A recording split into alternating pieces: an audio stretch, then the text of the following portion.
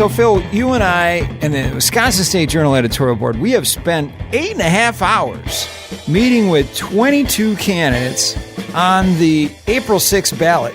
That's like a whole day's work in and of itself. Luckily, we spaced it out over several weeks, so we didn't get spaced out. It's important that good, intelligent journalists talk to these candidates and understand who they are, and we get to know them. And on today's Center Stage with Milfred and Hands, the Wisconsin State Journal's political podcast from the sensible center of Wisconsin politics, we're going to play clips from 6 big moments during our endorsement meetings. They weren't necessarily the most controversial moments or combative. These were just 6 moments that really stuck out to you and I, or one of us, for a specific reason, and we're going to talk about that. I'm Scott Milfred. I'm the editorial page editor for the Wisconsin State Journal. I'm Phil Hands. I'm the editorial cartoonist for the Wisconsin State Journal. And we are half of the Wisconsin State Journal editorial board. The more endorsable half.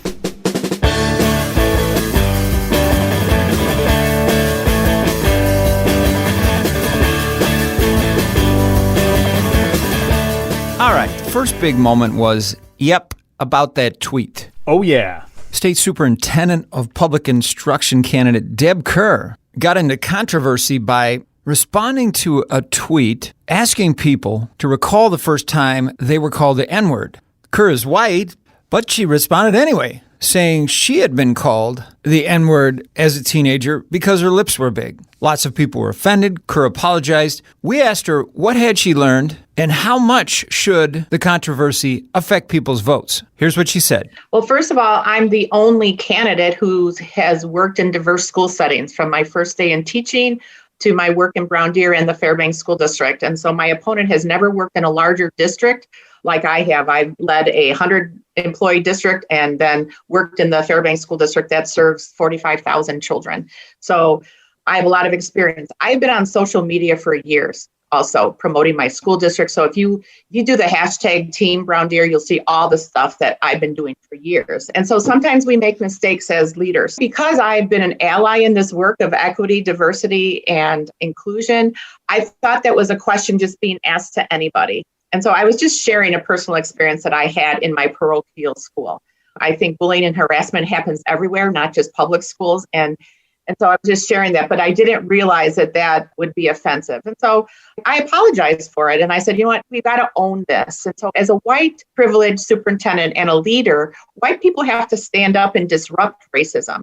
And so when I look at my opponent, she did not do that when a group of her students had a parade, a homecoming float in a parade that marginalized Hispanic and Latino and Latinx students. And so she just made a statement. She didn't apologize, and she didn't realize how she marginalized those kids. And that's because she didn't have many experiences doing that.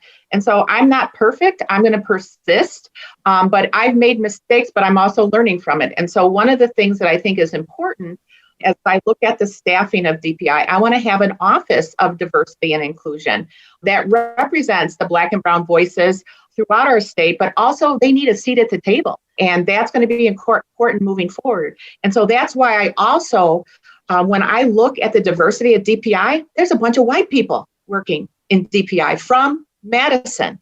And so that is why I want to decentralize the DPI and make it more customer service friendly and take a more regional approach to making sure that people can work for the DPI and represent the communities that they serve. I know that's going to take time. I know that's cause a little consternation, but you know what? We've got to do things differently moving forward. We can't be locked into the same bureaucratic policies that have not gotten us higher achievement. We also asked Jill Underly, Kerr's opponent, what she thought about the tweet and how important it should be to voters. You know, I wish they would pay attention to stuff like that because I feel that it speaks to judgment. You know, when you're in a position of authority like the state superintendent of public instruction, you have to exercise good judgment. And I'm not a tweeter, but I feel like when you go off the cuff on stuff like that, or feel like, especially on race, when you're not a part of that conversation, you're there to listen and you're there to learn. And then by choosing to enter that conversation, that was really a bad judgment on her behalf. And I think that's what voters would as a voter myself, that's how I would look at it. So I thought Kerr's explanation was pretty good, and she's apologizing. At the same time, Underly's right. It was poor judgment. I do feel a little bit sorry for Kerr. I think she does want to try and deal with racial disparities and address achievement gaps in our schools. And if every time a white person says something dumb about race, we chop their heads off, then it's really hard to have frank and open discussions about race and how we can move past institutional and systematic racism in our society. At the same time, it showed a real lack of judgment to involve herself in that discussion and then to block people that were questioning what she did. Only cowards block other people from Twitter. That's it's not something that I've ever done or would ever do. Kerr's right that she does come from a district with a lot more diversity. Brown Deer is about 80% people of color. It's also a pretty good district, from what I understand. Yes, and Underly has been the leader at Pecatonica School District, where it's about 1% people of color, and at least according to the DPI numbers that I looked at yesterday, 0 African Americans. On paper, this race is kind of the opposite of what you think it is. I mean, we have one superintendent from a diverse school district, and we have one superintendent from a rural, very white school district. On paper, you would think that liberals would be backing one candidate and conservatives would back the other one, but that's not what's going on in this case. I think without that tweet, the dynamic of this race changes somewhat, but the State Journal is endorsing Underly both for her good judgment, for her very good record as a superintendent improving student achievement. Her school is deemed exceeding expectations. And we really liked her focus on early childhood education. She started a 4K full-time program in Pecatonica, which is down in Blanchardville, southwest of Madison, at a time when a lot of schools still don't have full-time 4K. She points to that as something that can help prevent an achievement gap if you get at some of these disparities early enough. Yeah, full-time 4K is sort of like It's sort of like middle school students shouldn't start school at 6 o'clock in the morning because their bodies aren't awake yet. I mean, the science has been saying full-time 4K is needed. So maybe if the Madison schools or anything, if they can make the achievements on 4K the way they have with pushing back the start time in middle school, maybe in like 30 or 40 years we'll have full-time 4K in Madison. Underly also has been a principal. She's worked for the University of Wisconsin as an academic advisor, advising lots of different kinds of students. And she worked for DPI, which is the agency she now hopes to lead. She's very competent. She'll do a fine job. She's endorsed by the teachers union, but also very much concerned about her perception amongst teachers unions across the state. So I think that's sort of our biggest concern. Sort of maintaining the status quo of education, which isn't always working for a lot of Black and brown kids across our state. But she did assure us that she's not going to shut down, for example, Kerr's charter school here in Madison, which we're pretty excited about. She put her kids in a religious school when they were very young, but that was before she moved to Pecatonica and put them in public schools. I think she is pretty balanced and well-rounded. I should point out that we interviewed Jill Underly via Zoom before we interviewed Deborah Kerr, so we didn't get to ask Underly about the Pecatonica homecoming float, which was controversial. There were some sombreros and there was a fence on the float, but that wasn't a float that Underly had authorized, and she definitely wasn't cool with it after she found out. I don't know all the details of who said what and when, but she's not a cookie-cutter Madison, a big government liberal. For example, she is fine with police officers in school. I think she does have a lot of pragmatism, and she's shown a lot of strong results wherever she's been. Oh, and Phil, she also teaches civics, my favorite subject, and she coaches girls softball, my favorite sport. Well, I guess then why do we even meet the other candidates, Scott? All right, that was just one of the races where we met with candidates. We also met with 20 Madison City Council candidates.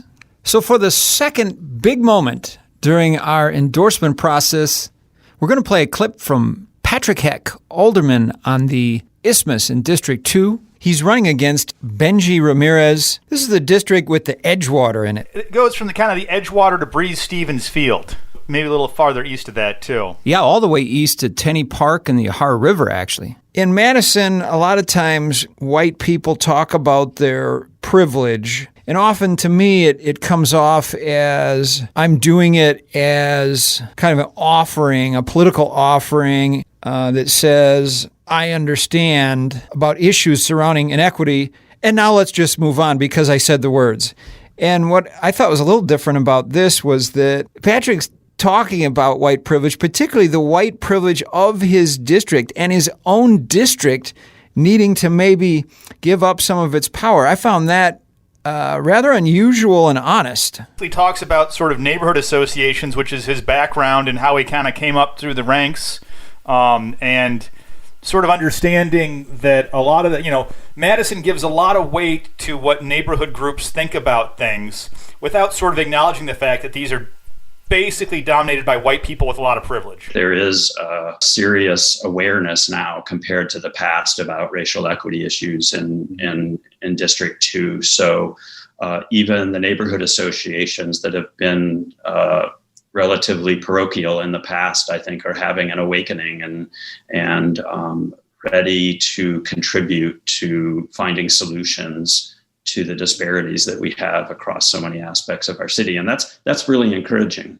It feeds back into the housing question, I think, because I'm interested in exploring more about who has the power in terms of decision-making regarding housing. And I was privileged enough to work with a powerful neighborhood association with a powerful alder before I got elected. And I think that mostly white empowered neighborhoods like I represent, it's not entirely my district, but I think they're ready to start giving up some of their power, but there's going to be a lot of resistance.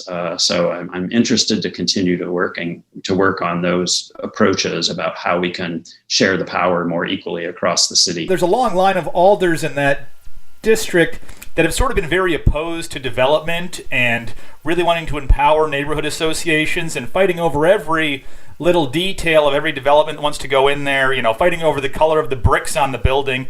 And all of that makes, housing so much more expensive in this area. And this is an area that's easily accessible by transit and it's very walkable. You don't need a car to get around. It's a prime location where people who did without as many means could really have a really good life without having to own a car or take a bus for 2 hours to get downtown.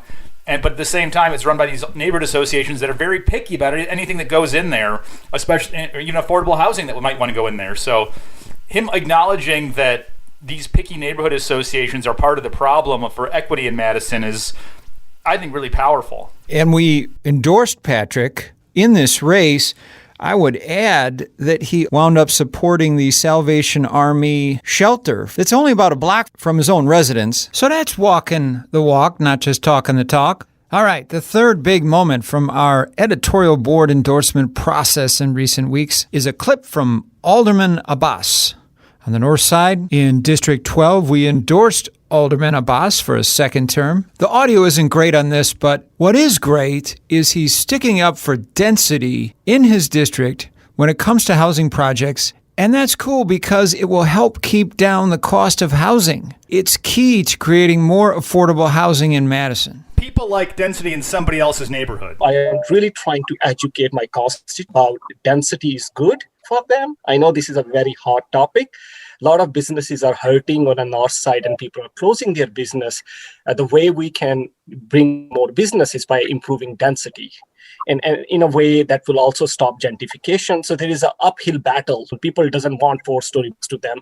But at the same time, we need to really tell them how this is going to benefit on a greater scale. So we have 4 affordable housing projects. People have concerns on the north side. And I'm really trying hard to show them the upside of the both type of projects. Now, I love single-family homes. I live in a single-family home. But if you have more density when you do bigger housing projects, you have less urban sprawl out onto farm fields. You have more customers for your local businesses. You have more apartments and condos that people can afford.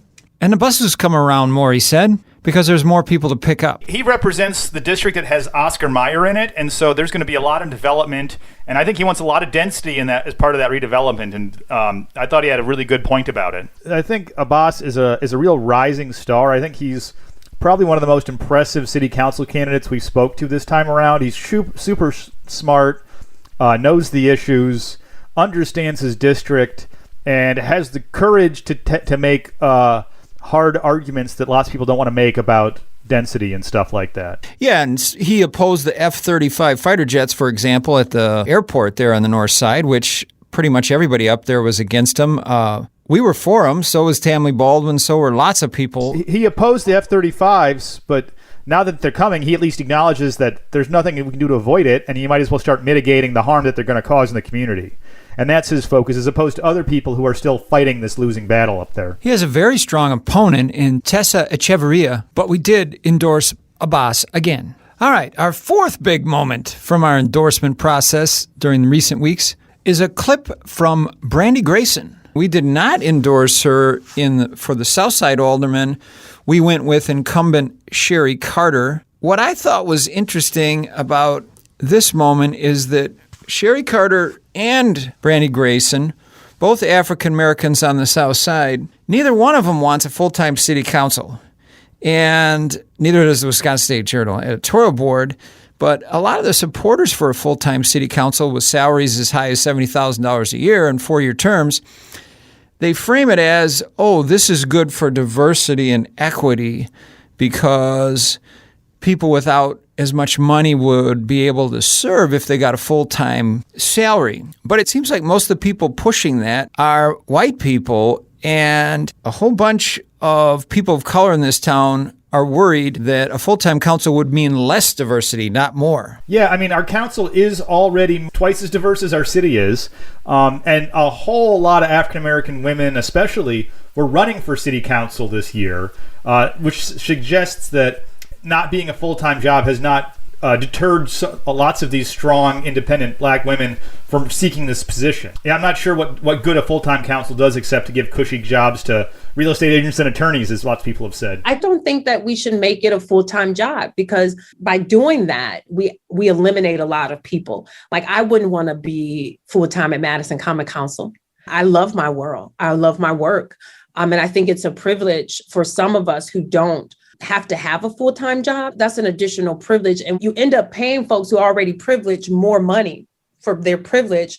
And then folks who that we say we want diversity and those with experience and on a common council, then they can't pursue other parts of their worlds. And we don't want common council to be a bought. This shouldn't be a career. This should be a place where we have competitive campaigns and diversity, and that we're bringing people along with us, and that we're not filling this seat for too long or so long that we leave out the folks who are coming behind us, our youth. All right. Her opponent, Sherry Carter, made a really good point on this, too, but the Zoom call wasn't working that day. At least I wasn't recording it. She said that the fact that they're working so many hours for such little pay, it proves now that city council members love their community and are in it for the right reasons. You go to full time, and that might not be the case. In fact, I would suggest it wouldn't be the case. Even though we didn't endorse Brandy Grayson, I couldn't think of a better way to sort of explain why a full-time council is a bad idea. And Samba Balda, who also serves on the Madison City Council and is African-American, actually an immigrant from Africa, he wrote a column for the newspaper saying he was against a full-time council because it would mean there would be less diversity on the council. All right, here's the fifth big moment. This is from the 3rd District race on the east side. The Wisconsin State Journal is endorsing incumbent Lindsay Lemmer. But we were impressed with her opponent, especially when the issue of body cameras came up. Her opponent, Charlie Rowe, said that she's had concerns about cameras, but given her personal experience, which she details, she's all for them. There are a lot of reports out there that say the way body cams have been used and the allowance of redactions or manipulations or withholding from the public have resulted in them being primarily used to support police in their conduct. But I'm going to speak from experience. I was beaten in the former Mr. Roberts. The police were called as other people were there as well. Had a body camera been on those officers, not only would the report, but also I would have had in my hands, had the laws allowed me as a citizen to have it, the witness and testimony that he said, yes, I did this, and yes, I'll do it again. That would have helped me.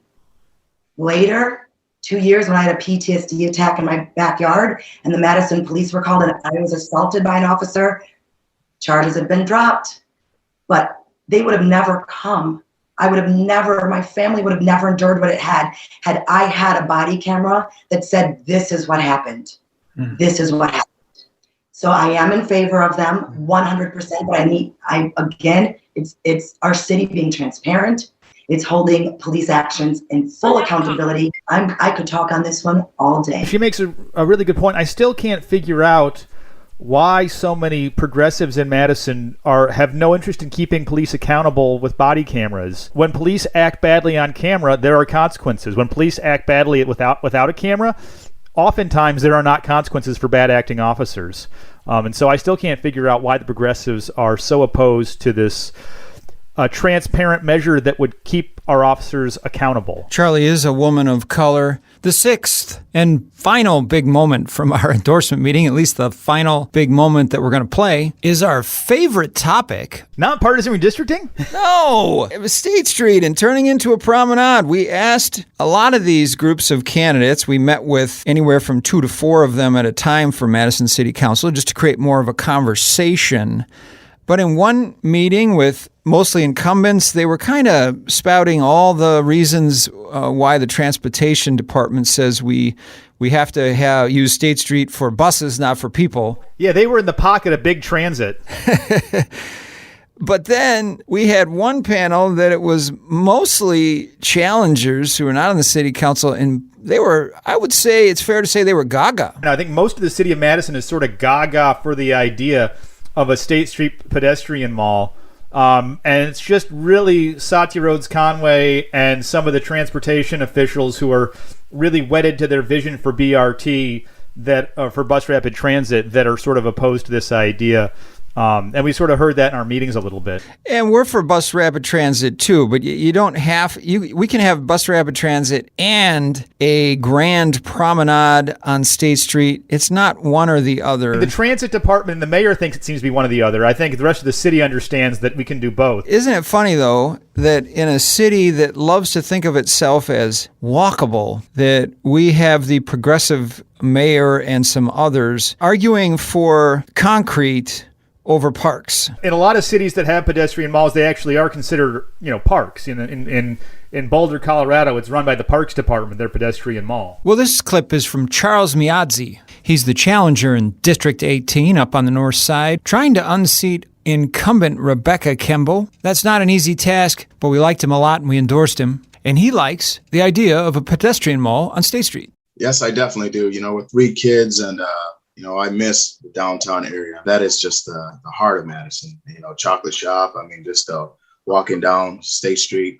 And so I think we need to think creatively on ways to get Madison, State Street, humming again. Even if we tried even a pilot, whether we might be doing a couple blocks, block by block, but just something, definitely, even to try a pilot. I would love to try it. So, yes, I do. I'm definitely support of it. He also criticized his opponent for opposing aid to State Street, which has struggled during the pandemic and because of riots. Now more than ever, we need to support economic development and also responsible growth in Madison. And we need to support downtown businesses. My opponent has voted against the aid to State Street businesses after difficulty that we faced with downtown during the unrest. My opponent said that providing downtown businesses, and I'm quoting this, is institutional racism. And downtown Madison is the whitest neighborhood in the city. 62% of the businesses on State Street are actually owned by women and minorities. Also, my opponent is against compromise of providing $250,000 aid to State Street and $250,000 in aid to minority and owned businesses. That is all just simply wrong. That's definitely a no-no. Given that this issue involves race, we'll note that Charles is black and Rebecca is white. Yeah, I think it just sort of illustrates that people across the city of Madison from a diverse range of backgrounds are interested in preserving downtown Madison. And it's kind of a vocal minority on the city council that thinks that State Street is overly white and overly privileged. I think a lot of people from around the community don't feel that way. Anyway, looking back on all of these endorsements, I know it's a lot of work for us, but it is probably the most important work that we do as an editorial board. A lot of voters don't really get to know these candidates. We aren't inundated with ads for city council candidates. These are going to be close races without a lot of voting, and our input can really shape the way people see the races, So I always say this is, while it's hard and it's kind of a slog, it's some of the most important work we do. Do you agree with me, Scott, on that? It's a very big time commitment, but we learn a lot and we try to share what we learn with our readers. So yeah, I think it's important.